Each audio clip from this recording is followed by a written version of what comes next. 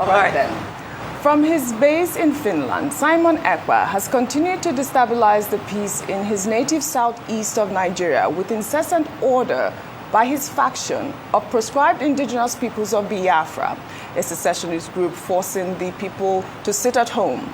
Ekpa and his men have in the last 1 month unleashed untold terror in form of different coordinated attacks on citizens for daring to disobey the order or the sit-at-home order. Has continued to bleed heavily from the stranglehold of sit-at-home order by outlawed secessionist group Indigenous Peoples of Biafra, IPOB. The latest threats have come not from the mainstream IPOB, but from a breakaway faction under the guide of Simon Ekpa, an indigene of Ebonyi State who is based in Finland. Last week, Ekpa issued a notice for 1 week of sit-at-home in protest of what he calls the continued detention of the leader of IPOB, Nnamdi Kanu. In the notice, Ekpa declared Monday a total lockdown, Tuesday as no movement day, Wednesday for sit-at-home, Thursday for opening of markets, Friday as don't come outside day, Saturday as stay indoors day. Those who have dared to disobey the order have paid dearly, and in most cases, their lives. Ekpa and his gang of outlaws have turned Ihiala in Anambra State and neighboring Osu and Oru local government areas in Imo State into a killing field.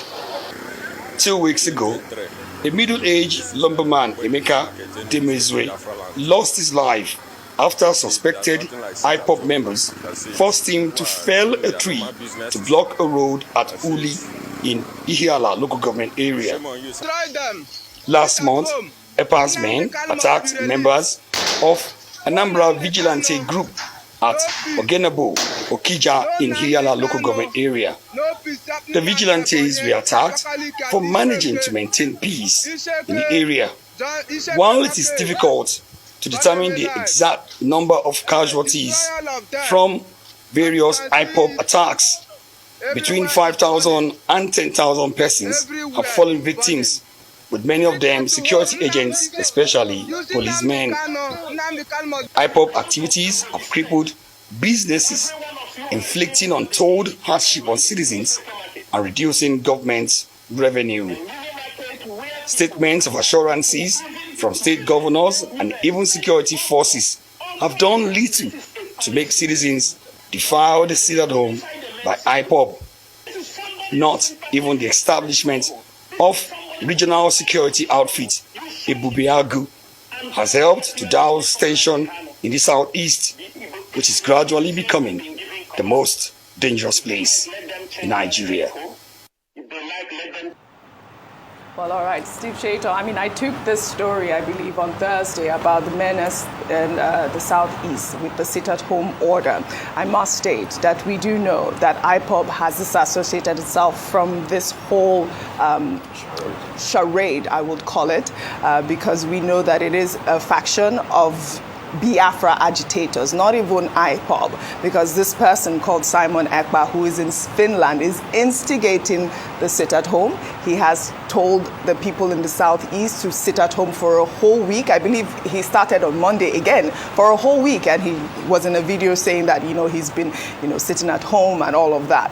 And I must commend the security forces, because I believe I saw a video yesterday or a story yesterday that those people in Ebonyi State there, that video right there, those people wearing those red capes were apprehended by the security forces. I must commend them. They moved in and they apprehended those people from that group. But it is important to note that the stakeholders in Anambra State, in Ebonyi State, as well as Imo State have moved in to try to curb this whole sit-at-home menace, which is so important, and I'm happy that we're able to bring this story to the limelight, Steve.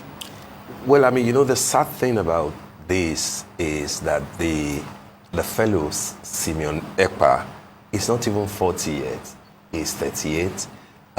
He trained as a lawyer, a former athlete, and if you like, a finished citizen who ought to know better.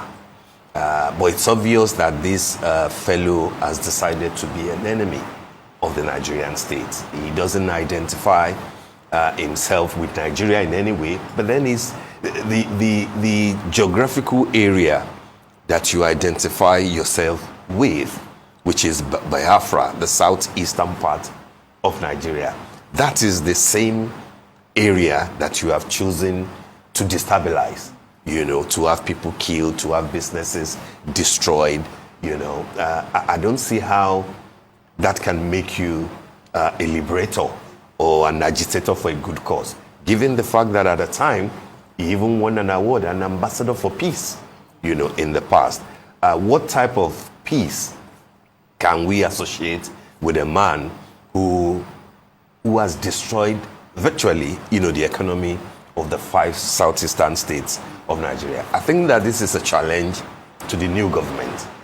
This new government will have to decide how it wants to approach the issue of a breakaway faction of IPOB or Biafra agitators, as they choose to call themselves.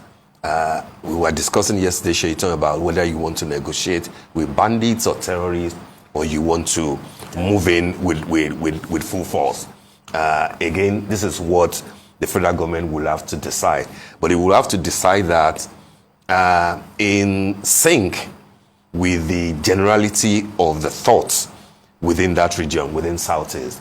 What do people think? What do people want? How do they even perceive this fellow in Finland? Absolutely. To start with? And I don't think that it will be too difficult or so impossible that international diplomacy cannot be used to get. This is my question. Absolutely. Why have they not moved in? I believe there was a couple of months ago there was an arrest on Simon Ekpa and he was released. But we are seeing that he's committing some sort of cyber crime by instigating this type of terror. Absolutely. Terror on absolutely his people. Really, that's basically a clear case of terrorism. This is what it is. Absolutely appalling, and I think for me it's the fact that he's instigating all of this while not being on ground. He's letting, the people from these 5 different states, of course, it's very shocking. And, I was looking at the challenge that Mr. Uba had put out and said that if you are really for this cause, then I want you to come back to Nigeria and feel the pain. Now, if you are making people stay at home every Monday, now these are places that are known for their, economic, prosperity and how trading, much, trading, commerce. Yeah. So not only is it an insecurity issue, it's also, an issue that directly affects the economy, livelihood. And we're currently in a situation where we're looking at by the end of this year, 7.5 million people going into poverty, and this is one of the things that would make that process faster. I was looking at what Mr. Oba had said, and he had also mentioned that a string of security agents have come together to say that they were going to, of course, provide the necessary equipment and necessary security forces that they need to be able to combat the people behind this that are putting fear, the foot soldiers that are putting fear into the minds of people. There was actually a point where they had tried to kind of use the law to get people to come out to say, if you do not work, if you don't come out to your shops on a Monday, then you would be you will be fined. But if on the back end you haven't fixed the problem of insecurity, then of course people are going to be afraid. We're going to just leave it here and continue to see how this story in itself develops. I just want to add one more note. It is important that Peter Mba has put that ban in Enugu State, and like you said, people are not even obeying it because of fear. But also, Lotana Ojukwu, the third son of the great leader, Ojukwu, was on this show, I believe, on Friday, and he did say, when you speak to a lot of Igbo people, they are not for Biafra. They don't believe in Biafra. So I don't understand where this tiny little faction have this amount of power to destabilize the Southeast in this manner. And I believe that it is important that the security forces continue in their strive to destabilize these terrorists.